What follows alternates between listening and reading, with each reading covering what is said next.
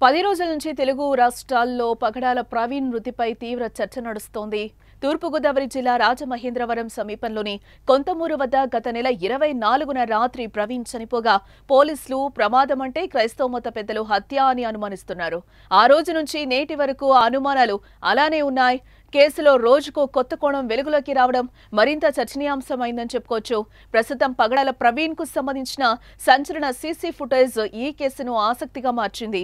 హైదరాబాద్ నుంచి రాజమండ్రికి ఆయన బయలుదేరిన తర్వాత మార్గ మధ్యంలో పలు మద్యం దుకాణాల్లో లిక్కర్ కొనుగోలు చేసినట్టు సీసీ ఫుటేజ్ బయటకు రావటం, విజయవాడకు ముందే ఓసారి ప్రమాదానికి గురైనట్టు కనిపించడం, విజయవాడలో నీరసంగా ఉండటం, బైక్ డ్రైవ్ చేసే శక్తి కూడా లేనట్టు బయటకొచ్చిన వీడియోలు స్పష్టం చేస్తున్న నేపథ్యంలో అంతా ప్రమాదమే అని భావిస్తున్నారు. కానీ క్రైస్తవులు మాత్రం వాటిని నమ్మడం లేదు. ప్రమాదం కాదు, హత్య అని అంటున్నారు.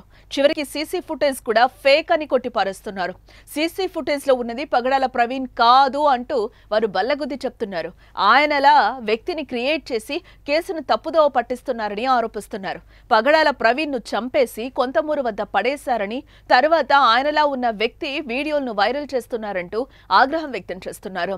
"We want justice" అంటూ పలు ప్రాంతాల్లో నిరసనలు తెలుపుతున్నారు. మరోవైపు పోలీసులు విచారణ కీలక దశకు చేరింది.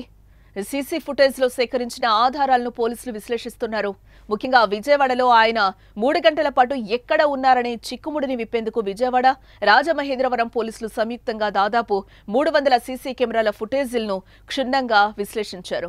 ఈ క్రమంలోనే ప్రవీణ్ ప్రతి కదలికను ఆయన ఎదుర్కొన్న అనూహ్య పరిణామాలను గుర్తించగలిగారు. ఈ కేసు విచారణలో ఈ దృశ్యాలు అత్యంత కీలకంగా మారనున్నాయి. ఈ కేసులో అత్యంత కీలకంగా ఉన్న పోస్టుమార్టం రిపోర్టు కూడా త్వరగా వచ్చే అవకాశాలు కనిపిస్తున్నాయి.